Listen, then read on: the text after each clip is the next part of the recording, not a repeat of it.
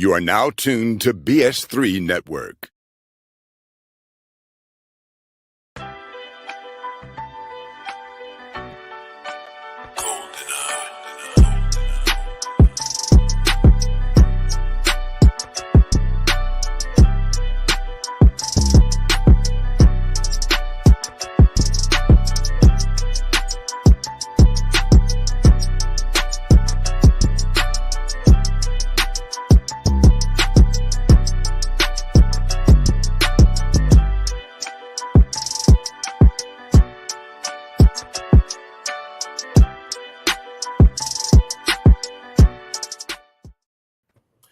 Welcome to another episode of Queen, 3, and King. I am your host, King Doc, back from worldly travels. I'm sure y'all, like my sisters, missed me.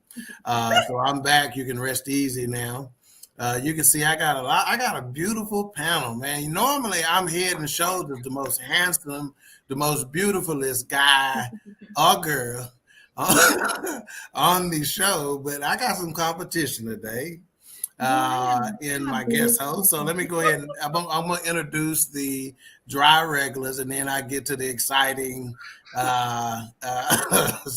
fill-ins for today.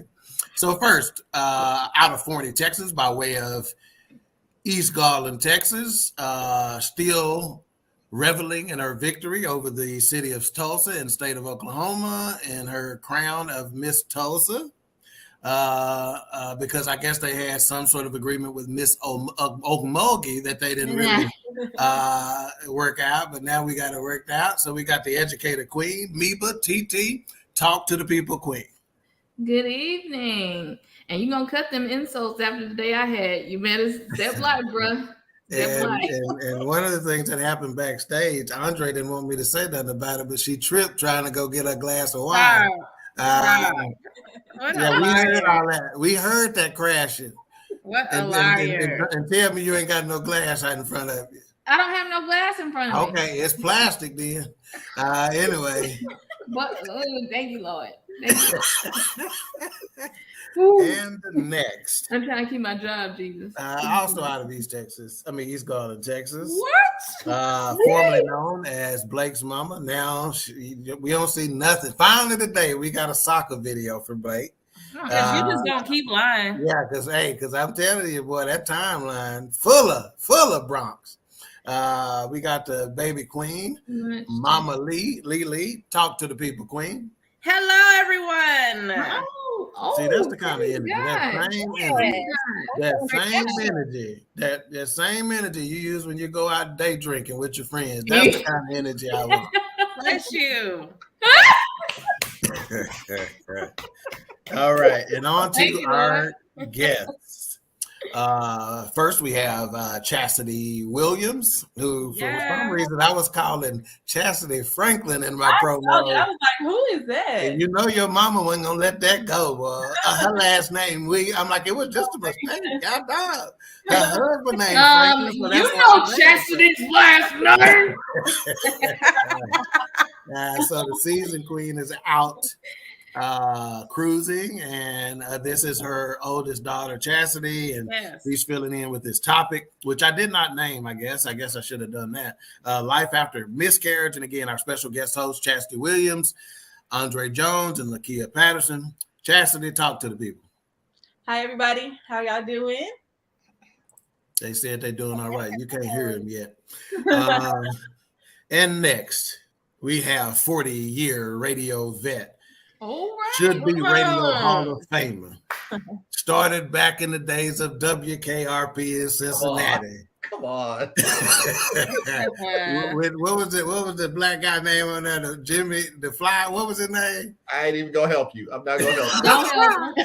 Tim Reed. I know the actor name is Tim Reed, but I can't remember what Superfly or something.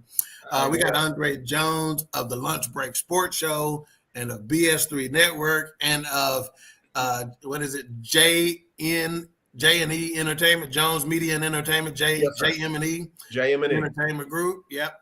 We got André Jones. Talk to the folks, AJ. Hey, man. Just glad to be back with the family. Queens, good to see y'all, minus Chastity's mother. Yeah, be sure and give her my love. Mm-hmm. She probably won't. And last but not least, we have Lekia Patterson, which I didn't know which name to put on here because she's Shante K on social media and she be changing her names. Usually when people do that, because they on probation. They on probation, and then people that got ankle monitors or something. I don't know why you change your name on all this stuff. But anyway, whatever you go by, say hi to these folks. Hi, everybody. Thanks for having me. Good to see y'all. Oh, y'all hear that Barbie voice she got on? Yeah. You started too early. Yeah, she from the north side. You hear me? Look here, you better talk, lady. I prayed before we started. We good. Yeah, I did too, but it didn't go no higher than my ceiling. All right. You making my nerves bad. So I told them before y'all got on, Mika and Lily, that we were going to kind of be directing some questions toward them and letting them kind of hold the day in terms of the conversation. But as always, if y'all want to jump in, if a question pops into y'all's head that y'all think is worthy, make sure y'all jump in and just ask it, So we're going to get started. So we were supposed to have this program on August the 23rd, which was actually the day after the 2022's National Rainbow Baby Day. Okay, so for those of you who do not know, a rainbow baby is a term for a child born to a family that has previously lost a child due to a miscarriage, ectopic pregnancy, molar pregnancy, termination for medical reasons, stillbirth, or neonatal death. Rainbow babies act as a symbol of renewal and hope. The rainbow stands as a symbol of excitement. I had no idea what a rainbow baby was until I started researching for this topic a couple of months ago. Anybody got anything on that, or if that means anything to y'all or anything like that? They're the rainbow after the storm. So I think that that's why they're referred to as the rainbow baby. It's not easy going through a miscarriage. And I know many women have been through it and quietly go through it. But I think it's just that rainbow, after the storm. All right. I'm just checking my privacy on Facebook. There we go. We got some comments coming in now. So we got Keisha Walker saying, good evening, everyone. And I don't know who this is. They said Bray. Then they said, oops. Then they say, hey, y'all. Yeah. I can't even blame that on keyboard or spell check because none of them close. So make sure if you're on Facebook, you give Facebook permission to use your name, give StreamYard permission to publish your name and whatnot. There should be a link there. And that's Grace. Huh? That's Grace. Okay. All right. Bray. Okay, Bray. Rabia. Oh, she Rabia today. So Rabia. Okay, so I'm going to pose this to the mothers, and I'm just going to let y'all talk in general. So a miscarriage, and we'll start with you, Chasity, on this. How does a miscarriage impact you? And I know that this is you could probably talk for an hour just on that question alone. So just be as succinct as possible here in describing that. How does a miscarriage impact you? And then Lekia, after her, I'll go to you. I think it just depends on the person. Like some people don't feel anything. They just think that, well, this is supposed to happen. It is what it is. For other people like myself, since we were trying for a while and it happened to me, I felt like I wasn't good enough. Like, dang, the one thing my body was supposed to do, like, wow, make it pass. So like as a woman, that does something to you. So I think it just depends on who you are and your connection to it or lack thereof. Wow, that's a couple of things I didn't think I was going to hear today. The number one is that some people have no feeling about it at all. And now that you say that, I have been exposed to people who it didn't have that kind of impact on, so I suppose that's a very valid point. Lekia, how did this impact you? Just to piggyback off of Chasity, the biggest thing for me was guilt. Just wondering, like Chasity said, just not sure if you did something wrong, you obsess over what you did that week or, the activities that you're involved in, just second guessing yourself as a person and as a potential mom. And then just wondering what's going to happen next. What is your life? How do you go to the next step? The ability to move on and to lean on your support system. All of that has an impact for sure. Wow. Okay. And one of the things that I thought about whenever I was researching for this is that I very rarely, if ever, have heard the impact of fathers. So when AJ reached out to me about this and told me his story about this, man, I was like shook. So AJ, I want you to tell a little bit about your story if you can. Tell me your impact, and then I also want you to tell me what you said on your radio show about how when you were telling your ex-wife that you were going to do this show. Yeah, so my ex-wife had multiple miscarriages, and Chasity, to your point, there were times when she just went on like everything was okay, but when we talked about it recently about me coming on the show and me just kind of bringing it back up with her, I then understood how hurt she really was each time. And she said to me each time she didn't want to reuse that name because that name that we designated for that child belonged to that child in her heart. And I didn't realize that she was that, that affected by it. So the thing that came out for me, and I'm not trying to, make it about me, is how non-observant I was. Like I didn't read between the surface that she needed and was hurting more than she actually was showing. And I apologized to her just the other day. Like, man, I'm sorry I missed that. I'm sorry that I thought it was just, come on, let's try again. And she said something very, very profound to me. She said, you remember when your dog died? You still don't have another dog, do you? And that's just a dog. That's just a dog. You know what I'm saying? Wow. And so that you had said some things came up in you that you didn't know was still there, right? I didn't realize how much it impacted me because one of our miscarriages, we were further along in the process because she had many. We decided that we weren't going to tell people we were pregnant until we were past a certain point. Well, we had passed that certain point and we still lost that child. I remember it like it was yesterday. And man, I shut it out. I blacked it out. But when we start talking about it again, I could feel the emotions like they're doing right now, rising up again. Like, man, I thought we were past that. I thought we were good. I thought, and then she had to go through what's called, well, y'all know what's called a DNC. And that was not good, man. That was not good at all. That was. Yeah. So for those of you who don't know, somebody explain that to me because I think I've heard that term before, but not 100% familiar with it. What is a DNC? I had to have a DNC. I did too. You did too? Yeah, so after I went in for my appointment, they didn't find a heartbeat. So my doctor gave me an option. She said you can either let the baby pass like on its own. She said I can give you some medicine and you can pass the baby at home, or we can do a DNC. And that's when you go in and they put you under, you go to sleep, and they remove the baby and everything else that comes along with it, placenta and anything else. And for me, they sent off everything and tested it to see what was wrong, but that's just one way to. Okay. And sometimes that's the easier route because you leave the doctor and you don't want to go home and prolong it anymore. And sometimes it can take so long for you to pass it completely that it's just emotional trauma all over. And like you're waking up to that daily and you'd rather just go in and get that procedure and be done with it.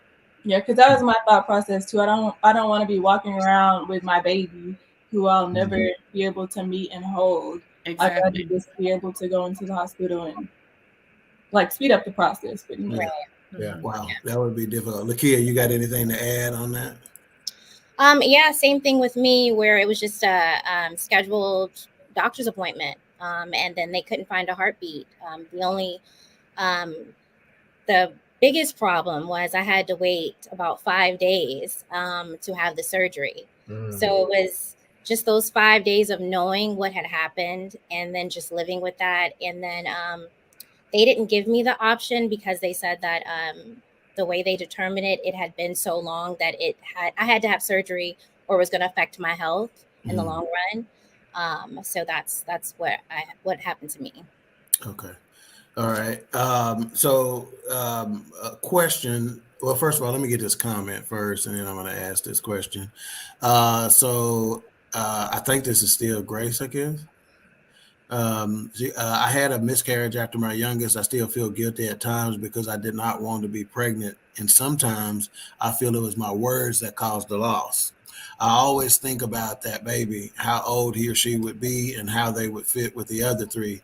The baby would have been 7. Yeah. Wow. You can even tell with those comments, right? Mhm. That there is a Yeah. connection still, Always. I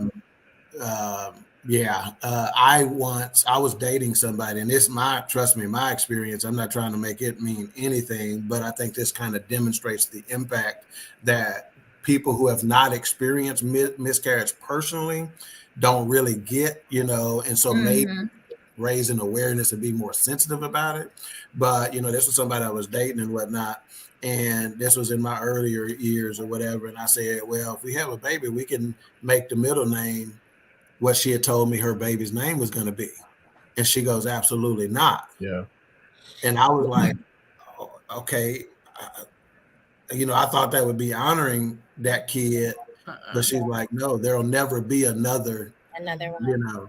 Yeah. And I was like, hey, fortunately, she was very forgiving and understanding because I felt this high, because I was trying to do it from a good place, but didn't understand it had that sort of impact for her. Yeah. I don't know if we did it or if the doctor, because we've had the same doctor, put the name on the ultrasound. So we still had the ultrasounds. We physically saw that child. And we had an expected due date. And I can tell you right now, on my phone right now, I still have those babies' birthdays. Wow. And they still come up on my Google Calendar. Wow.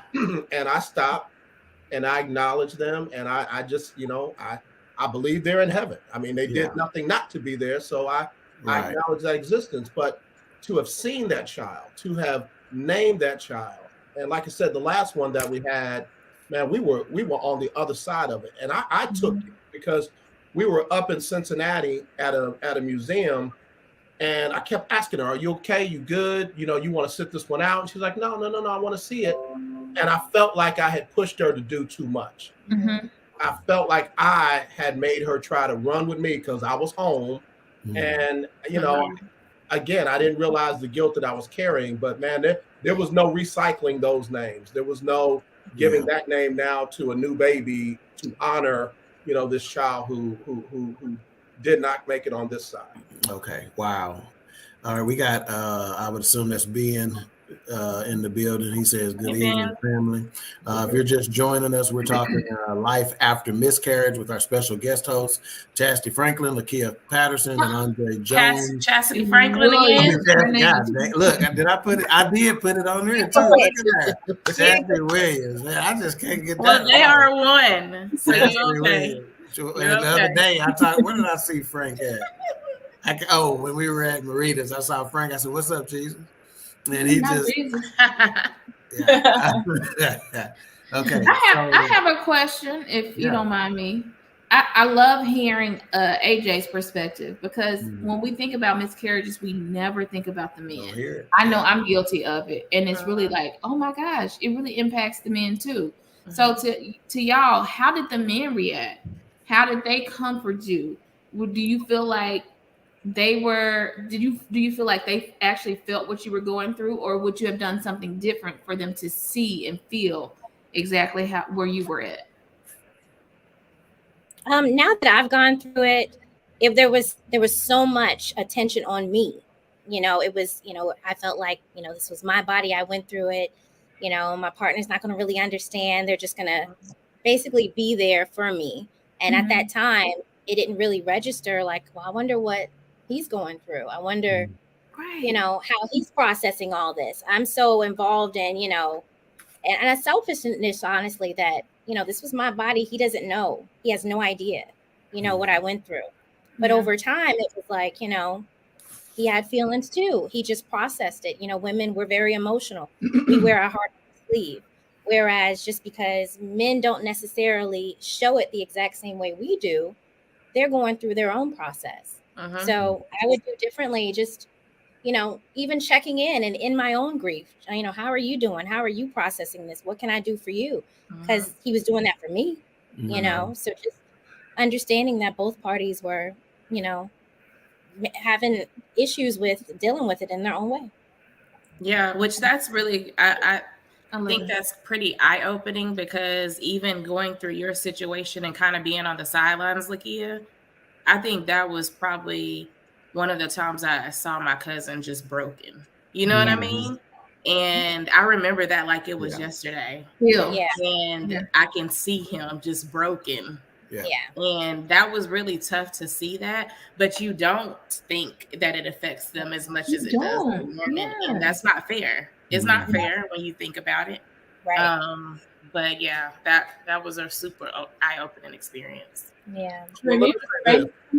Real quick, I'm sorry, Chasity. It's not fair, but it's understandable. I can't speak for any of the other brothers, but I went into protect my wife mode. Yes, I lost my daughter or my son, but my wife is right here and she needed me then. Yeah.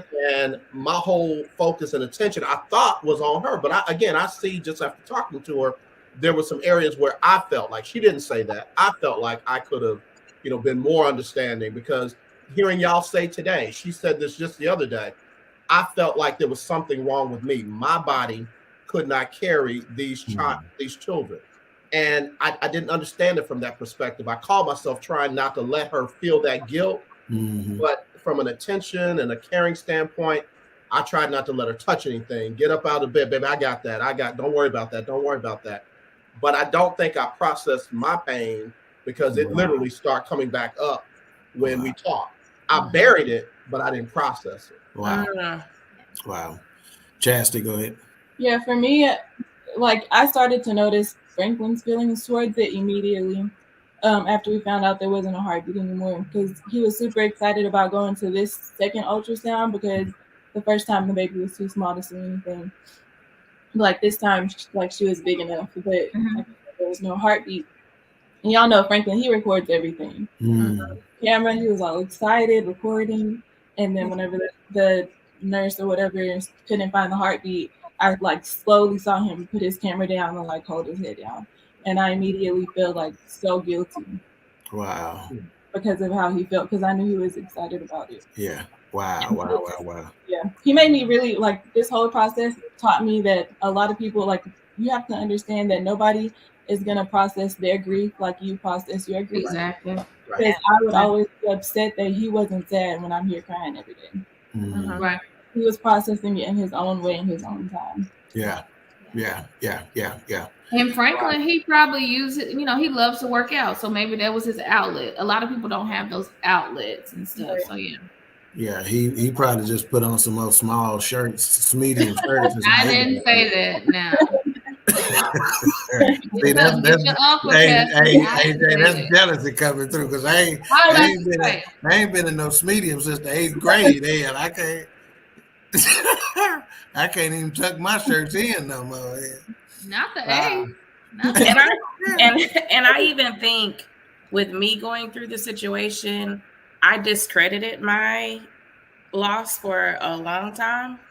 And that was part of the reason why I really didn't say anything, because it happened so early that I was like, well, there's other people that have been more attached to theirs. So I discredited my loss and just kind of like, well, it was still really early, so maybe it shouldn't affect me. Like, you try to talk yourself through it, like, but they were 2-3 months along.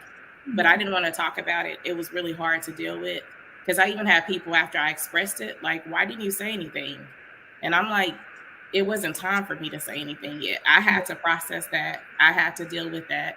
Me and my husband had to deal with that. But then I also put my feelings on the back burner, because I'm like, well, I was only like 6 weeks, so it was still super early, and you don't think that you become attached to that. But when you have that positive pregnancy test, you, as a mom, you become attached right in that moment. You go into mom mode right then, even though I had multiple kids. Wow. So I even thought about it from that standpoint too. Yes, I have multiple kids, so maybe this is all I'm meant to have. You go into all of those processes and trying to compartmentalize each situation to match and to comfort yourself, I guess.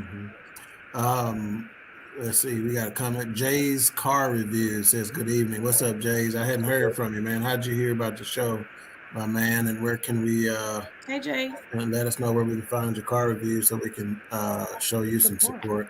I think this is great. Grace again. She goes, with me, my ex was upset with me because I did not have a reaction. I was numb. I passed the baby at home, and my oldest helped me because the pain was so intense. I was shocked as I had 3 other healthy pregnancies. I cried 3 weeks later. I was in the shower and could not stop crying. Wow. All right. We're just a little bit. We're past the quarter mark, so we're going to pause for station identification. BS3 Network. Changing the way you watch TV. All right. So let me ask you this question. So again, because I reached out to a couple of people trying to put a panel together for this. And again, we thank you here at Queen 3 and King for y'all agreeing to do this, because I know this still can't be easy. In fact, that leads me to my next question, because I had a few people that I reached out to and they were like, no, I'm not ready yet. And for some of them, it had been several years already. Yeah. So for y'all, and I'm going to start with you, AJ, on this one, then we'll go to Lekia, and then we go to Chasity. What did it take you a minute to get to this point to be able to have a discussion like this? Was there a certain amount of time that you needed, et cetera, et cetera? That's funny you say that, because, other than me and my immediate family and my ex-wife, I didn't have a discussion about it. So when it was literally not until, we talked about coming on the show and doing it, that I reached out to my ex-wife, and she was like, man, I'm surprised to hear you talk about it, because, you just seemed like you were trying to get me to come on and move on.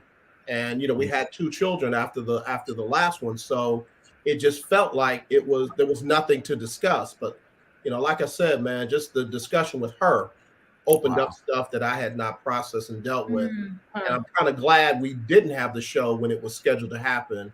Because I don't know if I would be the same as I am right now with it. I feel like I've been able to think about it. And it's almost like I remember each one like it was, and I went through my phone and said, wow, okay, yeah, I get, man. So, yeah, I think that for me, the length of time doesn't matter for a person. It's, how they are in their heart and their emotions, and even in their relationships, that gets them ready to have these kind of discussions. Lekia, go ahead. My grief has so many different faces because so I've had a stillborn birth, which was Jacob.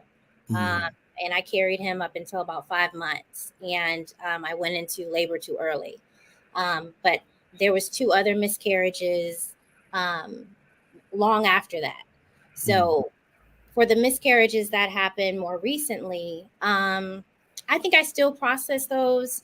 I made an attempt to do therapy. I'd made an attempt to, see grief counselors, to even talk to women that have been through it. I think that, friends and family can be like, oh, girl, call me, or, I'll pray for you. But sometimes you really just want to talk to somebody that's actually been through it.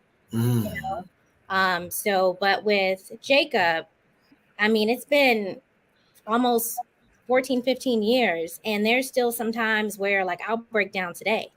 But I try to celebrate him. Jeremiah knows about him. We talk about him. We talk about if he was here, what he'd be doing, how close they would be. And I try to celebrate,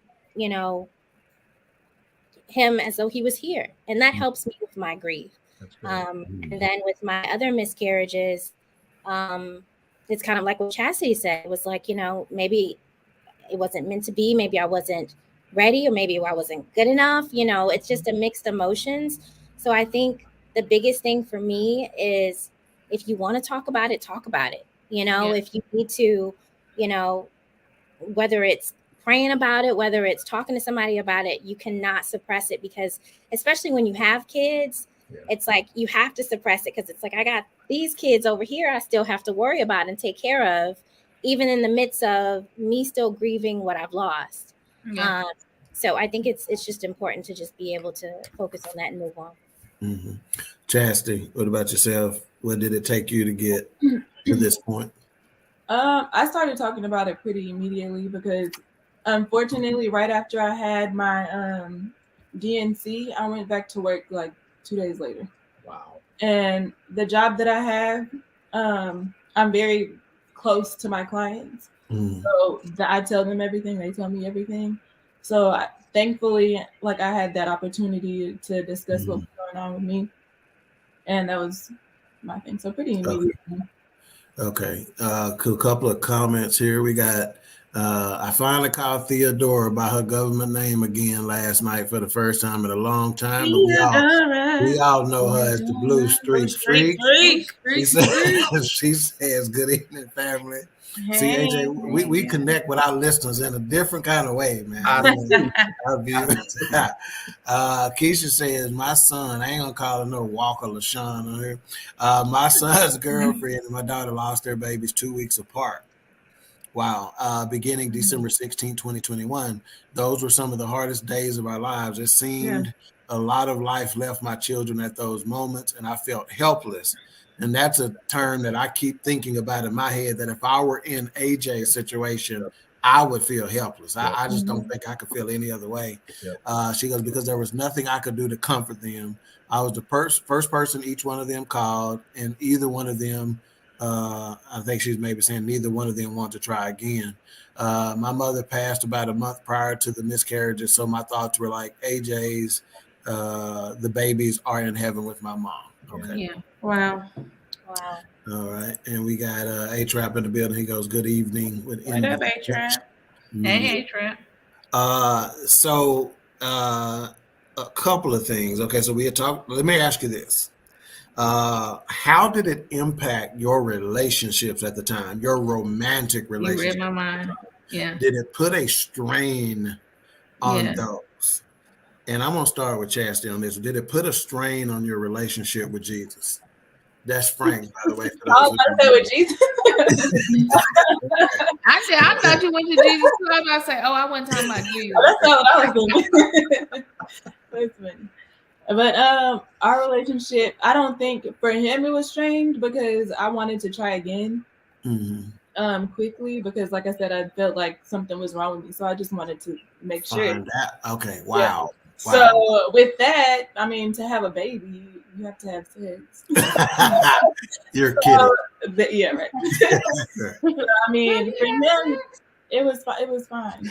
And like for me, like I said in the beginning, I had a hard time with him because I felt like he didn't really care or like feel anything. Okay. But after we had a discussion, like, and I could find out where his heart really was, that changed everything for me. Yeah. That's got to be key. That to me is a testament and a lesson for relationships, period. Not just trying to recover from miscarriage, right? It's just day to day. You better be with somebody you can talk with. I'm telling you, because guess what? Sometimes you're gonna be feeling some kind of way about them or what they're thinking, and guess what? All of our minds make that leap, and we think we know what they're thinking. And if you're having good communication, you may be surprised sometimes at what's really in their head. And a lot of times, it'll probably bring you closer to them than you were before you were thinking whatever you were thinking. So communication is key. So just think about how many people we know that probably don't have that kind of relationship that can talk about that kind of stuff. They're more likely to come talk to you about it and be thinking, I know she feel this way. I know she feel that way. And she probably don't this or he probably don't that. And they ain't never had a conversation with him about it, And I can imagine it's probably a hard conversation to have, which is why before you even go down that road of being in a relationship, having sex, getting married, you probably need to practice having some hard conversations. Yeah. If you can't have a hard conversation with this individual, that is not the individual you want to have. You want to be in a relationship with. It's not going to work out for you. Because guess what? It's going to be plenty of hard conversations to have. Life is going to present those to you. I guarantee. Oh yeah, that's good. AJ, no, go ahead, Mika. I'm glad you said that, Tech, because I know a lot of people who will have babies with men, but won't marry them. Mm-hmm. So it doesn't make it. The math ain't mathing. Yeah. Like as women, you want to be able to call on somebody and have somebody in your corner when you're going through that part. But I've heard women say, "Girl, I just wanted to have a baby," but now he's not there. So having those hard and critical, I call them critical conversations. Mm-hmm. Having those critical conversations impact, how things go. Like Tech said, it's not even just about miscarriages. It's about day-to-day life. How are we going to pay these bills? What's your finances look like? Your credit score all right? You got a job? What you looking like 5 years from now? What are your goals? So I'm glad you said that. The conversation is super important. So yeah. Yeah, you got felonies or misdemeanors. I need them. I didn't say that. And that's crazy that you even, and just to piggyback on the conversation of communication, me and Brandon had a critical conversation, as Mika said the other day. And one of the things he mentioned to me, he was like, Alicia, you mask things so well. Like you will just pick up like it's nothing going on. And I'm like, because I have to, you know what I'm saying? You have little people looking at you. Yeah. And you have to keep it going. Like I can't feel that right now. I have to just go. Yeah. And so he was like, it's hard to read sometimes because you want me to read, but you're masking it so well. Right. Like you're cooking dinner, you doing laundry, you working every day, you taking care of the household while I'm at work, and y'all come home and you look fine, but behind that, it's a lot of feelings. Yeah. You know what I'm saying? A lot and of I'm sure after you don't have your DNC, your miscarriage and all this stuff, we back up and cooking in a week because the house can't get behind, the laundry has to get done, the cooking, who gonna cook, who's gonna clean. So I think as women, especially as Black women, we mask all that real quick. Right. Because we're the strong ones. We're strong. We got to bounce back real quick. This is what I told a very, very good friend of mine just yesterday at lunch. They said the same thing. I can't, they going through a tough time, and they were like, I can't show, the kids this. Like, I can't let them see me. And I said, but you got to understand, they got to see you go through it. Yeah. They need to see you break for a minute. Yeah. I said, you're doing them a disservice when you don't. Yeah. Let them see you break. Let them see you. I've seen a lot of strong women ahead of me, and I haven't seen a lot of their struggles. Mm-hmm. I may have heard, but I've never seen it. Mm-hmm. And so, like, when the first time that I ever went through anything, I'm like, dang, like, am I like that weak of a woman that I can't that part? That's it. Yeah. That's why they gotta see it. Your kids, not just your daughters. Your sons need to see your mama's break sometime too. So therefore, when they're in Brandon's situation, they can know sometimes it look all right, but it's not. It's like you got to say that. You even got to get to you got to reduce it to its simplest terms to even say that statement to them. Is that, hey, I know I look all right sometimes, but that's for y'all, but it ain't always all right. But they got to know it's okay to break, because if not, when they have that first break, they going to think it's them. They're going to think it's something wrong. And then in addition to that, when they get to see you break, what it'll do is it'll bring them closer to you, because they'll be like, I didn't know you cared like that. Right. Or let's just say somebody at school do something to them. Let's say Kay get into it and get bullied at school, and inside you want to be shedding tears. Let us see you shed tears. Mama, what's wrong? I don't like that they doing you like that. She already love her mama, but she gonna love the hell out of her mama if she know, that do you like that? Oh, you do dig me. You know what I'm saying? So sometimes they need to see you crumble. Yeah. And then they need to see you rebuild, because they know, okay, that's just part of life, crumbling and rebuilding.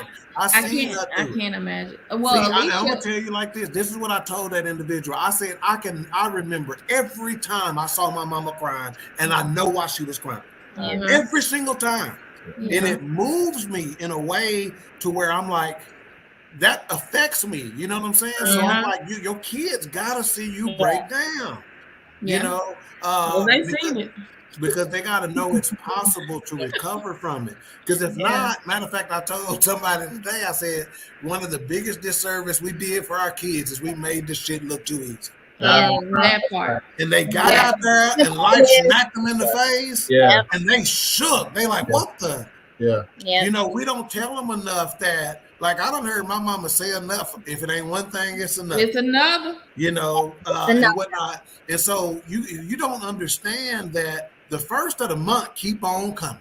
And keep on coming. And keep on coming. You try to take a breath after you made your first rent payment thinking your ass done did something. See, the first gonna be back before you get into your bedroom. You know? So they gotta see that in order for them to be strong enough to deal with it.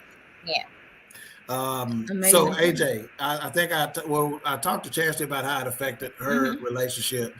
Lekia, did I talk to you about how it affected your relationship? No.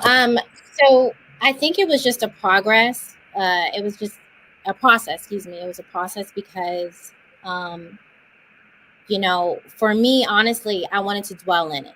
When I lost Jacob, I didn't want to do nothing. You know what I mean? Like, and then I think because I wanted to stay in it, and he wanted to be like, let's go, let's get out the house, let's do something, let's go see family, let's, you know, it's a new day. And it's like I didn't want to hear the you know, okay, like let's move. Because I felt like if I got out of my grief, I was going to forget my baby. Wow, that's strong. That's strong. So, and it's making me tear up now because it's like I was like, if I get better, it's gonna make it seem like I don't care. It's gonna be, so I think that was the hardest process of it. You know, just on two different. You know, I wanted to be like, you know, but let me stay here. Let me. That's good. You know, but he was like, you know, we got to get up. You know, we gotta keep moving. We gotta keep going strong. And I just didn't want to hear that, even though when I look back at it, he was just trying to get me out of that funk. He was just trying to motivate me. You know, but back then I didn't want to hear it. So it did cause friction. You know? Wow. If you're just joining us, Queen 3 and King, we're discussing life after miscarriage with our special guest host, Chasity Williams, formerly known as Chasity Franklin, Lekia Patterson, and André Jones. And now we're talking about the strain of those current relationships that they felt during those miscarriages. So AJ, how impact did it have on your relationship at the time? Brother. So I'm not gonna say anything that I have not said to her. So don't y'all come for me. Okay.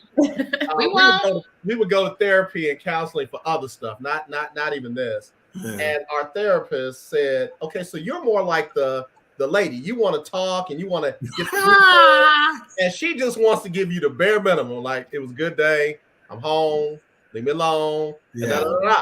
So when this last one happened, the longest one, where we were over 5 months, she didn't want to be bothered. Like, she just wanted to be left alone. And similar to what Lekia said, she didn't want to hear about God. She didn't want to hear no hype talk. She didn't want to be okay. She didn't want to hear that. And I got in my feelings because it was like, well, damn, I mean, I'm just trying to help. And that was the wrong approach to take because it wasn't about me. And hearing, these ladies talk, there were things that I couldn't comprehend. While we were pregnant, this was in her body.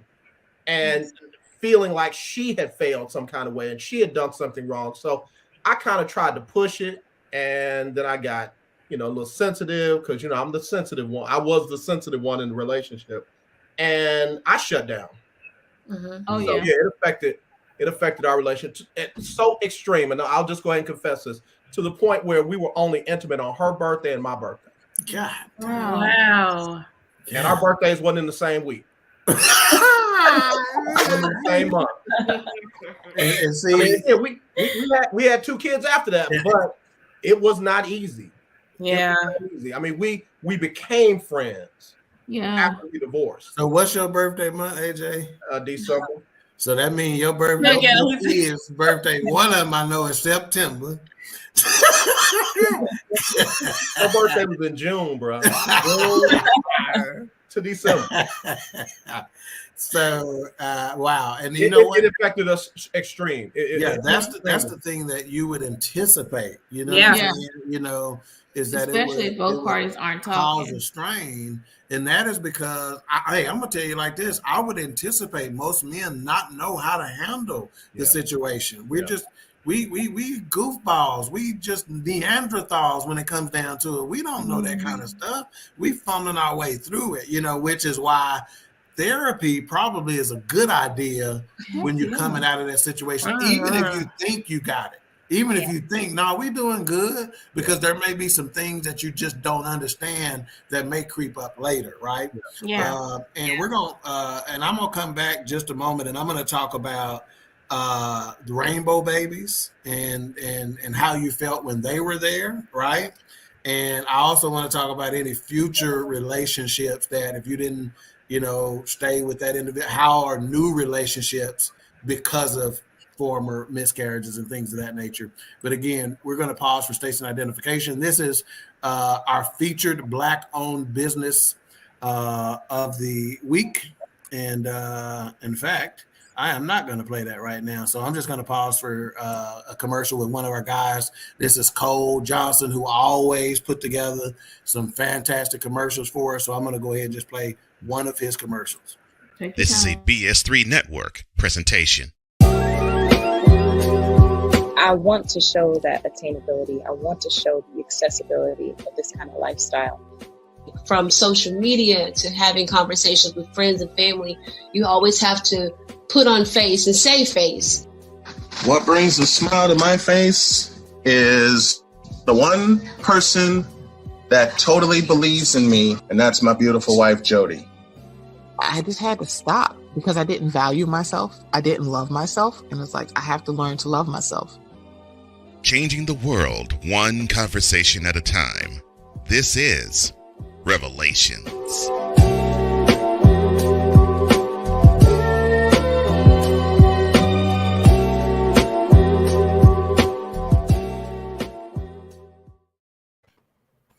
Okay, so let's talk about, so one of the things that my little mind thought in terms of this, my thought process in studying for this, one of the thoughts that came to me is, I wonder if once they've had a rainbow baby, if they were in fear early on, that very first baby you had after a miscarriage, were you like even overly protective than even first parents are, thinking, okay, even though that baby's been born, I still don't feel like I'm out of the woods yet? Can any of y'all talk on that? How did y'all feel when your rainbow babies come? Was there still a fear there? Oh, I was terrified. I was terrified. And the blessing was I had the same doctor throughout all of my pregnancies. So she kind of understood. But yeah, I mean, and I think it just carried through the whole entire pregnancy, and all my pregnancies were high risk. So just constantly going to the doctors. I had more doctor's appointments than, just a regular pregnancy. So just going through every day, if you felt something, you'd freak out. I was blowing up my doctor's, phone, so just having to go through just being patient with yourself and just praying honestly, like the whole time, like, God, if it's in your will, it will be done, So just taking it day by day, because it's what about after the birth? Did that fear continue that, even though he's born, will there be an issue? Even as a baby, because I think it's just a typical, it's a continuous reminder. Even after Jeremiah, I was like, he's here, he got here safe. And then I was like, but is he okay? You know what I mean? So I think it's always in the back of your head, and I mean, he's taller than me now, and I'm still like, because I remember, so I think it does affect you for sure.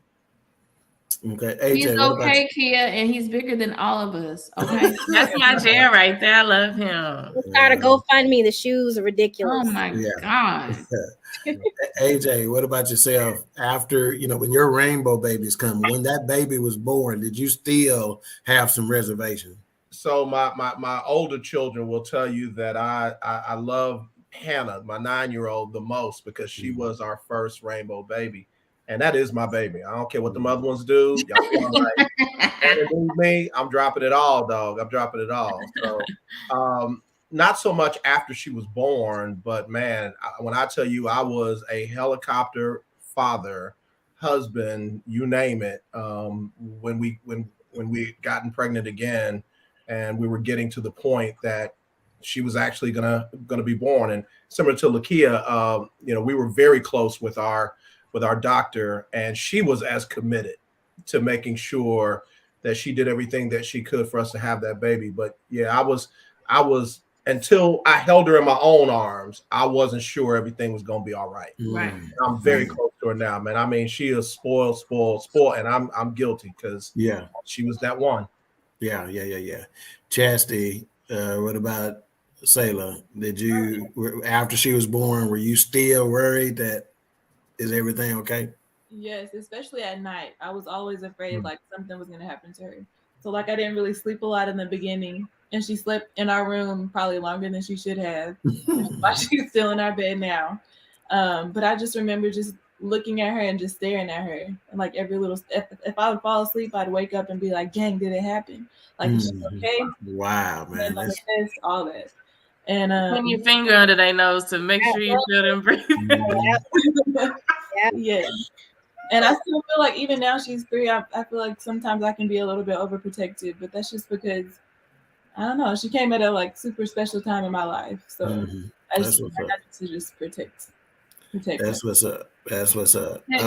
Point out how they talked about their doctors, and doctors to me are super important. Alicia, myself, Chasity, and the oldest queen all share the same OBGYN. Doctors are super important, and she's a Black female, so she understands our body a little more. And we can go in there. I've cried in her office about 17 times. Like, girl, I don't know what's going on. But I think doctors are super important. And that, when we've gone through something like that, like trauma and miscarriage and all that good stuff, I think it's super important that we know our doctors and know that our doctors are in the corners. It's so important. But your OBGYN said when she see the oldest queen, she had to turn her office lights on real bright.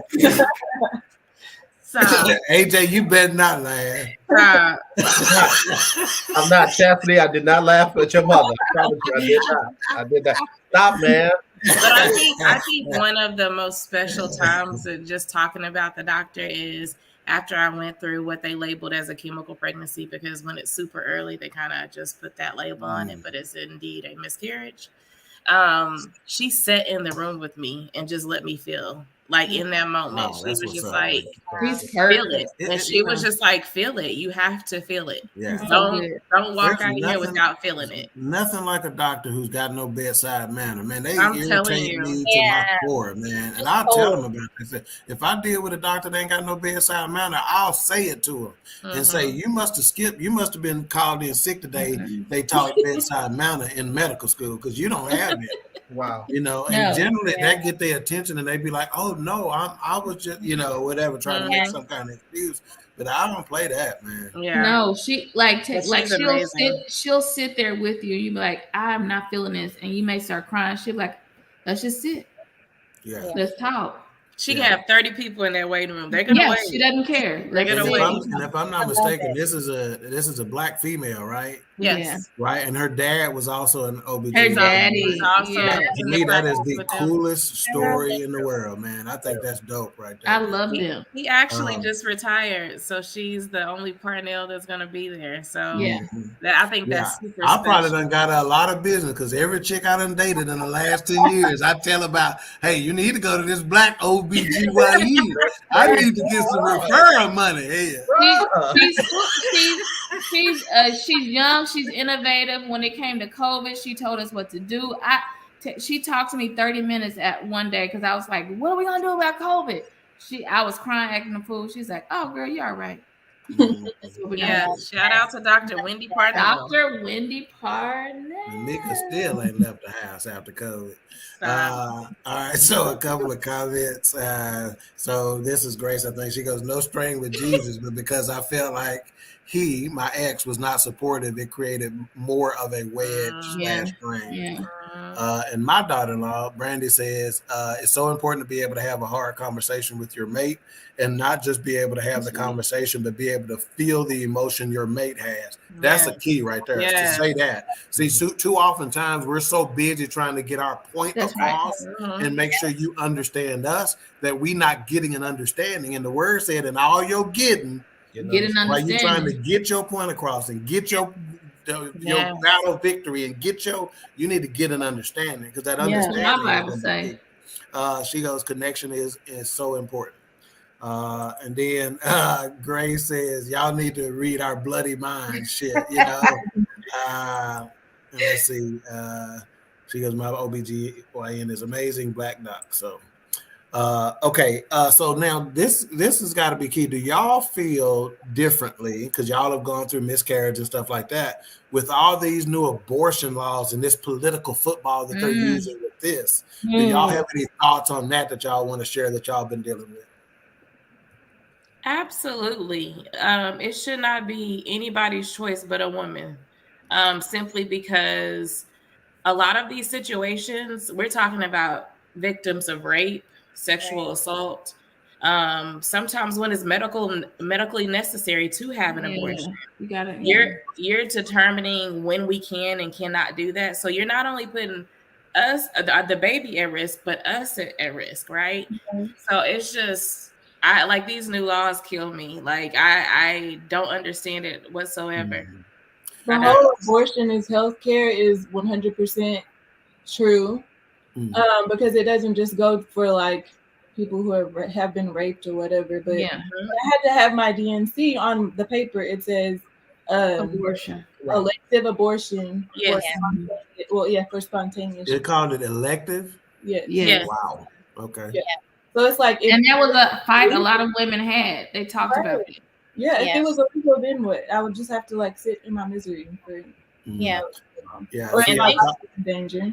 I called it a political football because they are using this. Again, this may sound silly. It's not about the abortion.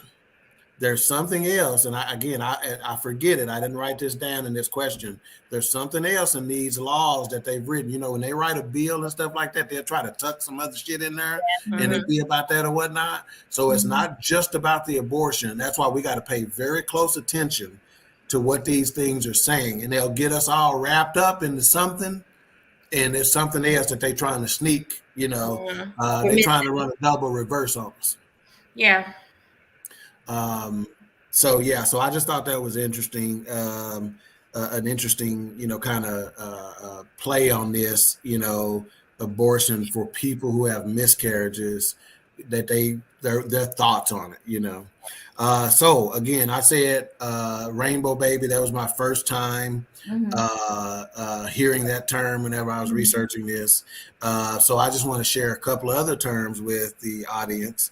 A double rainbow baby is a baby that's born to parents who have experienced two previous miscarriages, right? Two previous losses. A golden baby. So apparently we have a golden baby in the family, which is Noah, right? Yep. That's a golden baby, or a pot of gold baby is a baby born after a rainbow baby. So that means you've had one or you had two. And AJ, you have a golden baby too. I do. And Lekia, you have a golden baby. And, yeah, she does. Yeah. Brooklyn. Okay. Yeah, Brooklyn need to be on somebody ad somewhere. I'm trying. Huh? Yeah. I said I'm trying. That's who's gonna give it to Lekia. That right there. She don't need to see Lekia. If you sign right now, I'll do it for 9%, not the 10 to 15% that other agents make. I'll do it. This how you know you saving and love the Lord. I'll do it for 7%.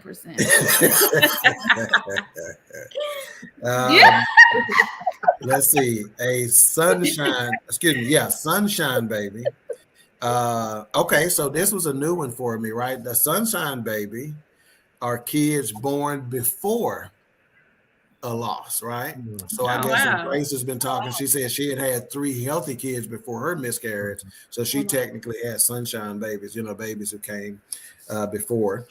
A sunset baby, they said, occurs when a twin who dies in the womb. The sunrise baby is a surviving twin. Oh, wow. That's gotta be, don't that gotta be a difficult thing? Huh? I never knew about all these different terms. Yeah, I'm thinking to myself, like, what committee was in charge to sit I just know about the rainbow baby. They done covered every possible scenario. Yeah. Everyone. They said that occurs when a twin who dies in the womb. The sunrise baby is a surviving twin of the baby who dies in the womb. So I think that's being a father of twins. I can only imagine, if you only had one, man, that'd be tough. I think we're super blessed on this panel to have all gold babies, right? Golden babies, yep. Golden babies. So yeah, super sweet. Very blessed. All right, so now I want to play a quick commercial of a super, super special person. This is Alex. She has her own company. It's called Declutter Co. So she started her company, which basically goes in and they'll, you got that messy, junky closet. She'll come arrange it for you and buy all the little stuff at Crate and Barrel or whatever you got to do, right, to be able to organize it, or your kitchen pantry or that junk drawer or whatever the case may be. And this is an individual who was working a 40-hour job just like everybody else and working hard at it. But she was very good at her job, very super energetic. And she's like, but I got this passion. And so she finally decided to go take this passion. And here's Alex. Did you know that having an organized space positively impacts your mental health? Well, it's true. Research shows that our spaces have a direct reflection of how we feel internally. And when we have a lot going on in our lives, it's easy to just let clutter pile up and just forget about organization. That's where I come in. I'm Alex. I'm the owner of Declutter Co. and your favorite cousin on your mama's side. I'm on a mission to invite more peace into your life through decluttering, organizing, and interior decorating. The first thing people tell me when we start our journey is how ashamed they are. How ashamed they are about just letting things just get out of control and pile up. But hey, things happen. This is a no judgment zone. Listen, we've all been there, but we don't have to stay there. Ain't no shame in asking for help. And trust me, I come from a long line of folks that don't like asking for help at all. So I get it, but let's be better. Let me come in and partner with you to get to just your personal journey with organization. Teamwork makes the dream work. Head over to my website, decluttercotx.com, and schedule a consultation with me today. Bye, y'all. All right. Did she take layaway plans? Bye, y'all. Come to Houston. I'm sure she would. If the money right, and if the money right, I'll drive her here. And I know that 40-year radio money got to be looking good over there. Look at that background. Yeah, he got a baby grand piano back Look there. how God is blessed. Oh, listen, do not play. This is let me tell y'all something real quick. Yeah, there you go. That is a green screen, huh? There you go. We know the difference. We know the difference. All right.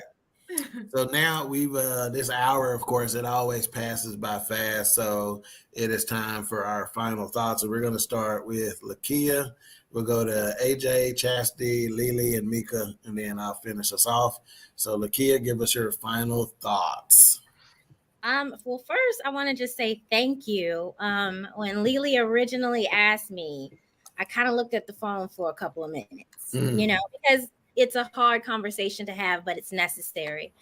So I'm just appreciative that you guys are just bringing light to this situation and giving us an opportunity to speak on it, and then learn from other people's perspectives. So I'm just appreciative, and I thank you. Oh, yeah. Well, you may not know this, but Queen 3 and King for the second consecutive year did win Most Versatile Podcast. So even though we act a fool on here, we do cover some pretty serious topics, So, look us up. Anyway. I voted. So I know you won.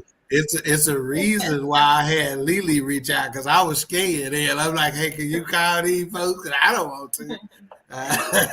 Man, he sure put it on me. Yeah. All right. AJ, final thoughts, sir. Yeah, I'm like Lekia. I appreciate the opportunity to talk about it. And what it did was it created an opportunity for me to have a discussion with my ex-wife that, I don't know if we would have had it not been. I love that. Show. And really, man, I always say we best friends, we good, we even better now. We even better now. And My rainbow baby had a birthday yesterday. She's 9 years old. So that's Hannah, right? This weekend, my golden baby, she just do what she want to do. And we just accept that. So, man, I'm just glad to have this opportunity and really praying for folks who have either gone through this or are going through this. Yeah, that's what's up. Yeah, they need to. That's what's up. All right. Chasity, formerly known as Franklin Williams. Yeah, thank y'all too for allowing me to come on and talk. Anybody that's going through a miscarriage or who's gone through one, just remember that it doesn't matter how far along you are. Because I was kind of like Alicia. I was like, I was only 10 weeks. Like, it's not that bad. People have had worse. People have had multiple miscarriages. But just remember, like, your loss is your loss. It's still significant. Don't think that just because your loss is not as significant as somebody else's, that your loss is small. Right. Just remember to, like, sit in your grief. Allow you to feel those feelings and feel it. Forward. But don't just sit in it for too long. But yeah, that's something big. Now, I've heard a couple of people say that today, that they needed to feel it, right? And I've heard people say that a lot this year thus far, whenever talking about pain and grief and whatever, is that you got to feel it. So oftentimes, and especially men, we want to keep moving. And I think it's because we don't want to feel it. So we know if you keep moving, you can't stick to me, Right. So feeling it though is a big part of closure. So I think that's a big takeaway from this particular episode, is to feel your pain, feel your grief. And like Chasity said, don't sit in it too long, but you got to feel it to move on. Lily, final thoughts. Again, thank you to our guests. I appreciate you guys for coming on and being vulnerable, because this is a topic that's not easy to talk about. And I never take that for granted. That's why when I went in asking, I prepared myself to get a no. I ain't ready for that, right? Because it's a heavy topic. But like you guys have said, it's important to feel those emotions. It's important to have empathy to people that are going through miscarriages or have dealt with that in the past. One thing I do want, like something, and this is just a me moment, but when we talk about putting our children on birth control and going the birth control route, just make sure you research that, because birth control can have a lot of adverse reactions on our bodies.